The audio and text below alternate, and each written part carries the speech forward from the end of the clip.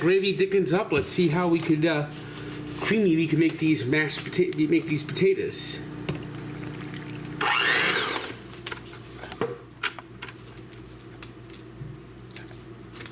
I just blew a fucking fuse. You gotta be fucking kidding me. Manja, manja, bon appetit, let's eat. It's time for Tanks Cooks. Manja, manja, bon appetit, let's eat. It's time for Tanks Cooks. It's time once again. Alright, we got another recipe today, sent to me today by Stephen Vaccaro. And this is one I've been getting a number of requests for. Some sort of chuck roast, Yankee pot roast that, well, this is a Crockpot chuck roast that's in his family that his grandmother used to make for his grandfather. She was the first, and she was the first woman to work in the family. She was secretary at the Harvard current newspaper, and she had a lot of tricks that she made. So I'm very interested to try this recipe for this chuck roast. Cooked in the crock pot, of course, and we got a nice little chuck roast here. Hey Chuck. Hey Chuck. Chuck, Chuck, Chuck, Chuck, Chuck. Yes, a chuck roast, and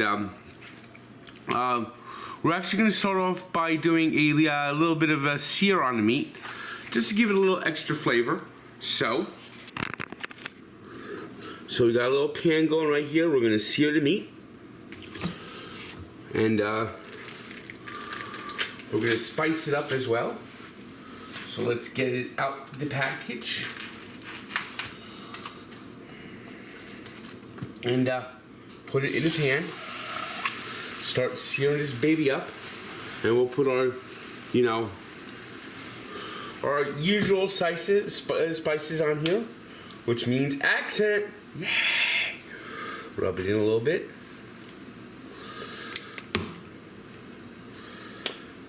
A little bit of lemon pepper.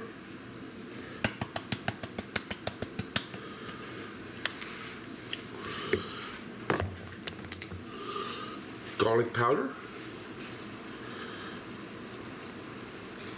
And traditional salt and pepper.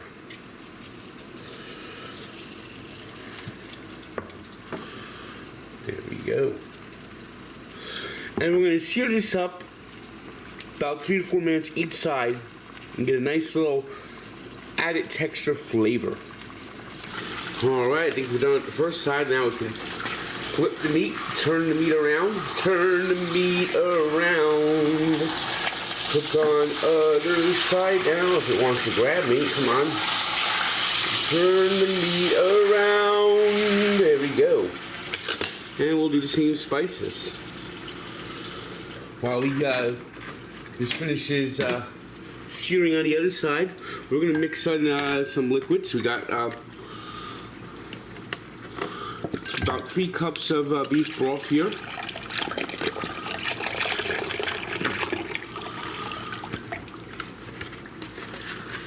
More or less. Alright. We'll add in about 2 tablespoons of Worcestershire sauce. That's about 2 tablespoons of Worcestershire sauce. Now we're going to do a little bit of double action. We got some thyme, dry thyme, and dry rosemary. We'll also be using sprigs of each.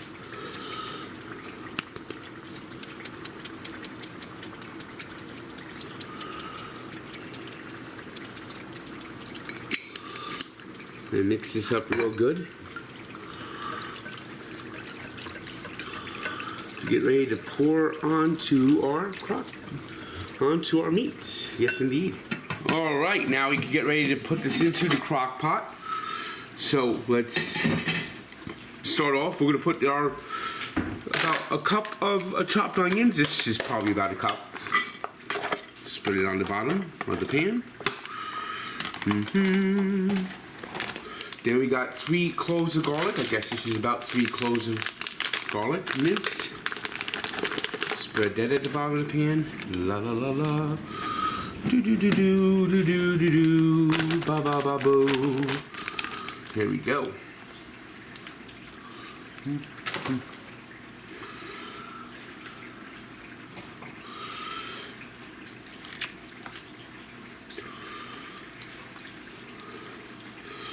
Now we're gonna throw in some carrots. They say cut them in large chunks. I couldn't find the large chunks, so I got these diced carrots. This should be okay, I guess. Now we're gonna take some potatoes, and we peeled them already. We're gonna quarter them and put them into our crock pot. La la la la. Cutting the potatoes, cutting the potatoes. We're gonna put it in the crock pot. It says to quarter them. I guess this is kind of quartered, maybe 8 of them. Here it is.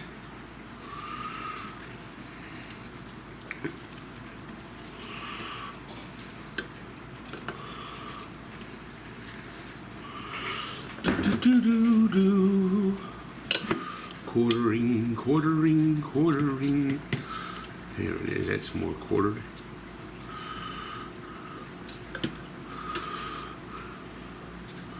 Potatoes.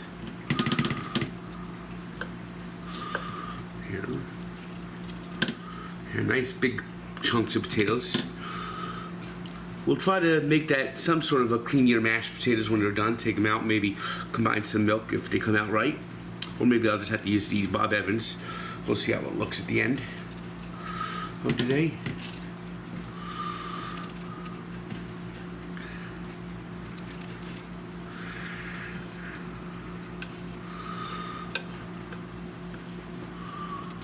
Here we go. Order that one a little bit better. Big chunks of potatoes.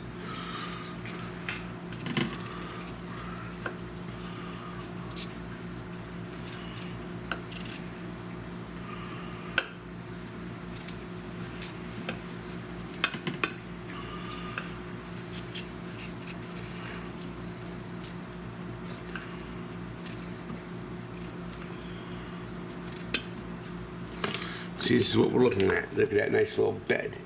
On that bed, you know what's going to rest on it? Our roast beef. So let's get the roast beef. We got the searing done. Not searing, but jeering. Toss that right on top of that little bed over there. Ooh. There we go. Whoa. Here we go. Camera's kind of spinning away from me on this little tripod ding-a-ming-a-ding-a-dig. Here it is. Now we'll take this water mixture. I think we're probably going to need a little bit more. So let's get a little more beef brothed out. Looks like I didn't quite make enough. So you just want to cover it up just a little bit. Got a little bit of a bigger crock pot here. Yeah, I ended up using more than I expected with the beef broth, but hey, that's okay. Now we'll toss in some bay leaves just to do a little garnish up.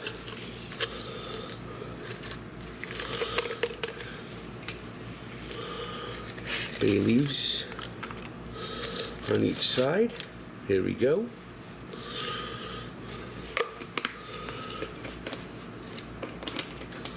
We'll throw a couple sprigs of thyme on there.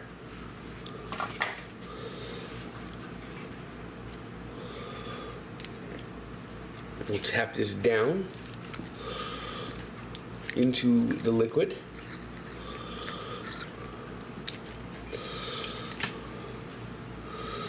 And we'll get some, we'll throw some rosemary on top of this. And basically,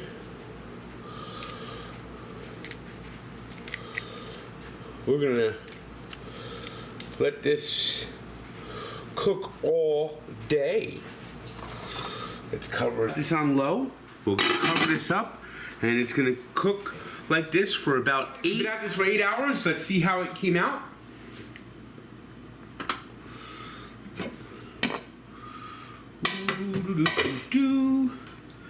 And look at that. It doesn't even hold apart. This is beyond fork tender. This is, ooh-wee. There's that meat. It's falling apart. Oh, here's a little more meat that was still in there.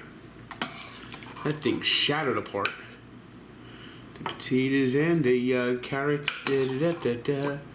Potatoes and carrots. Drain some of the fluids. Cover this up with the lid and try to make some sort of gravy. All right, let's drain this liquid a little bit so we can get ready to make our gravy. All right, so let's pour this into a colander.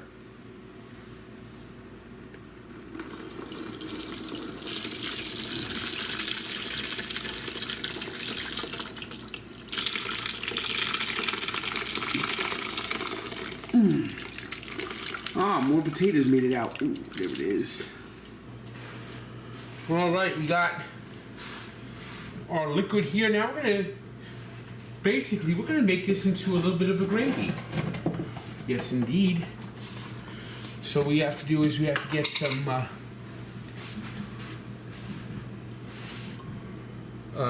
cornstarch and toss it into the mixture and whisk it around.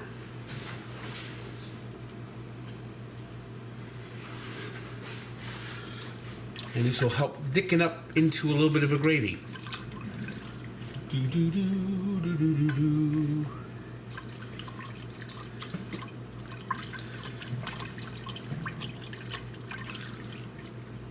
We'll put a little flour in there too, that will help. A little bit of flour, a little bit of cornstarch.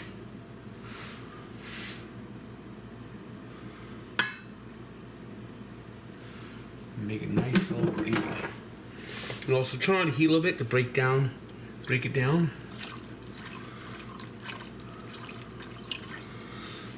Whisk it up. Whisk it up. Get that whisk really moving and thicken this thing. Should take about 10-20 minutes or so. Which is perfect. This lets time for the meat to rest. Meantime, we'll take our amalgamation of the potatoes and the carrots and try to make a little bit of creamy mashed potato out of this. So let's pour that in here. Alright, this gravy is really thick. I think I might have made it a little too thick. Might have had a little too much cornstarch in it. Now let's try to get these potatoes done.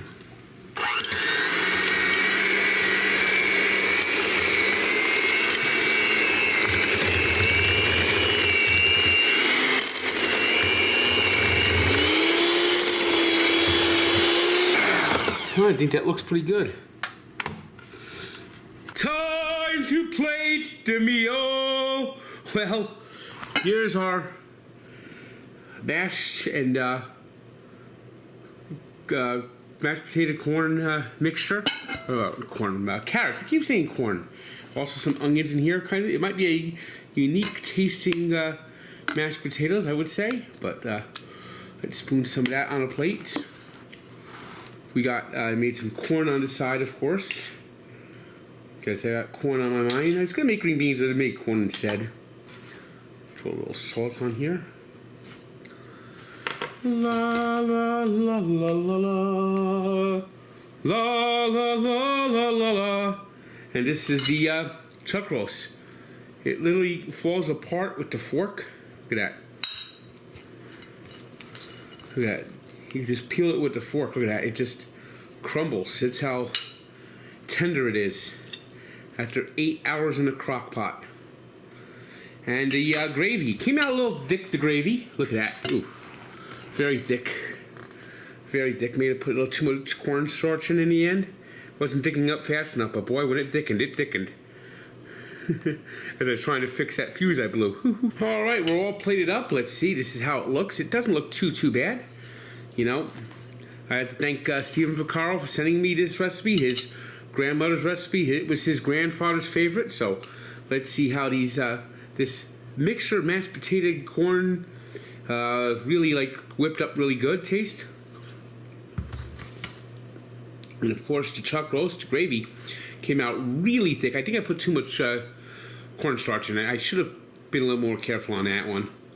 But the let's see how the roast actually tastes. Excellent. Excellent. Fall apart tender. Of course, the gravy I could spread with a knife, but that's my fault. But thank you for sending the recipe, Stephen Vaccaro. And if you want to send a recipe to me, njtank99@gmail.com. And don't forget, manja, bon appetit. Let's eat.